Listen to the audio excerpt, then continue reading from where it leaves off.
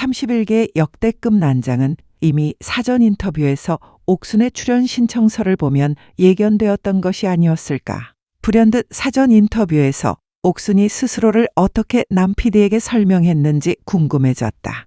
그래서 다시 돌려보게 되었다. 부모님과 여행 간 사진 보여주면서 가족 간의 친밀함을 나타내거나 승무원 사진 올려서 일했던 거 보여주는 것 다 차치하고 딱 이 장면이 인상 깊게 눈에 들어왔다. 예전에 첫 화에서는 그러려니 하고 지나갔던 부분인데 굉장히 의미심장한 부분이었다. 옥순이 지원할 때 냈던 신청서에 스스로를 어떻게 설명하는지 나왔던 장면이다. 일단 첫 문장부터 심상치가 않다. 소위 말하는 노빠꾸로 불리는 캐릭터가 있어 출연을 신청한다고 한다. 노빠꾸 단어를 써가며 스스로를 표현한다. 빠꾸라는 단어는 말 그대로 뒤로 물러서지 않는다는 뜻이다. 노백을 일본어로 발음한 것이겠다. 아마 사무라이 정신이 깃든 단어라고 생각이 든다. 할복하고 그 자리에 죽을지언정 하고자 하는 뜻을 굽히지 않겠다는 것이다. 상당히 무서운 뜻이다. 물론 옥순이나 일반 사람이 이런 뜻까지 다 생각하고 단어를 쓰진 않겠지만 그만큼 목표를 위해 물불 안 가린다는 뜻이겠고 나는 솔로에서 목표라 함은 사랑을 쟁취하는 것이니 사랑을 쟁취하기 위해 물불 가리지 않고 우회하지 않고 상대를 반드시 꼬시겠다는 것이겠다. 우리는 옥순이가 나는 솔로라는 곳에서 첫인상부터 끝까지 영호였다는 것을 안다.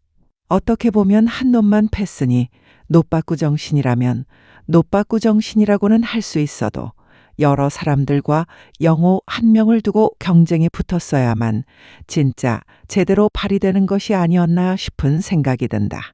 영호를 두고 복수의 여성이 경쟁을 했다면 아마 지금 31기보다 더한 것을 보지 않았을까 아찔한 생각을 하게 되는 것은 나만의 생각인가 싶다. 그 다음으로 그 누구의 눈치도 보지 않는 솔직함의 대명사라고 스스로를 표현한다. 단어 하나하나 곱씹어 볼 수 있는 문장이다. 말 그대로 그 누구의 눈치를 보지 않는다고 한다. 아찔한 자기소개다. 생각해보면 눈치를 너무 보는 것도 자기다움이 아닐 수 있겠지만 적당히는 눈치 챙겨야 세상 살아가는데 트러블이 적은 것은 사실이다.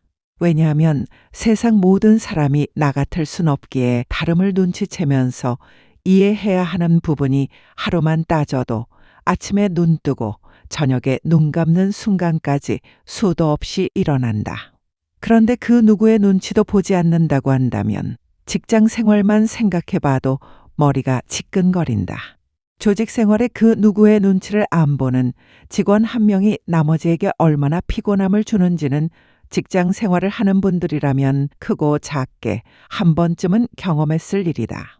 직장이 아니더라도 학창 시절만 생각해도 그렇다. 그 시절 엄석대를 연상케 만드는 자기소개다. 나는 솔로를 봐도 눈치 안 챙기고 그냥 대놓고 뒷담 까는 거 보면 정확한 자기소개이다. 그리고 솔직함의 대명사라고 한다.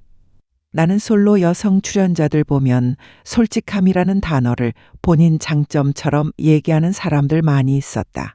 이제는 노이로제 걸릴 것 같다. 본인 입으로 솔직하다고 해놓고 무례하지 않은 케이스를 찾는 게 더 어려울 정도다. 솔직함이라는 것은 굳이 본인 입으로 내뱉지 않아도 누구나 겪다 보면 자연스레 느낄 수 있는 특성이라고 생각한다. 솔직하지 않은 게 좋다는 것이 아니라 굳이 솔직함을 내세울 필요가 없다는 것이다.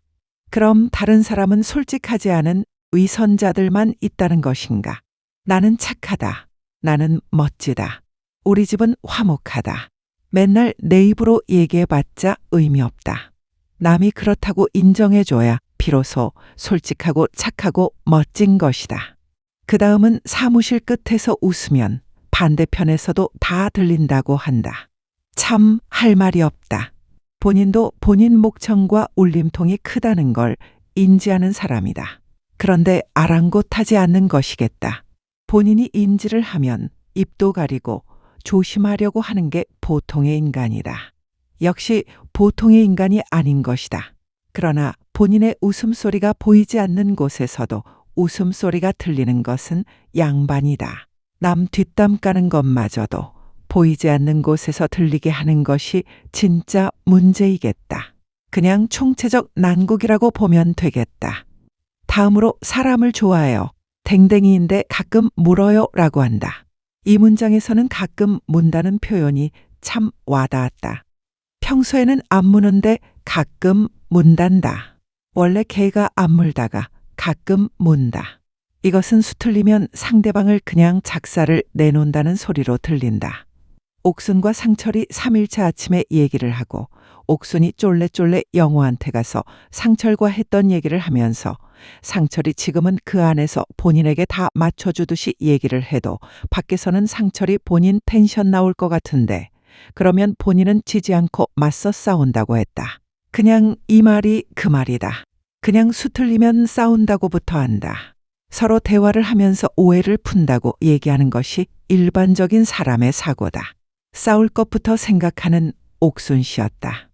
많이 싸워본 것 같고 싸움에 실제로 능해 보인다.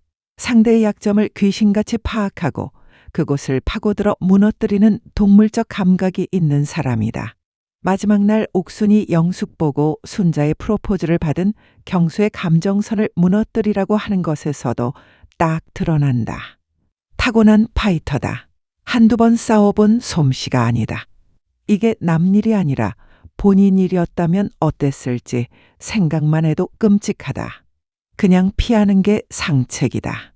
30기 영숙이 마지막 날 영호와 테이블에 앉아서 포크 드립을 치면서 사람 살 떨리는 멘트를 했다. 같은 결이겠다. 쉽지 않은 사람들이다.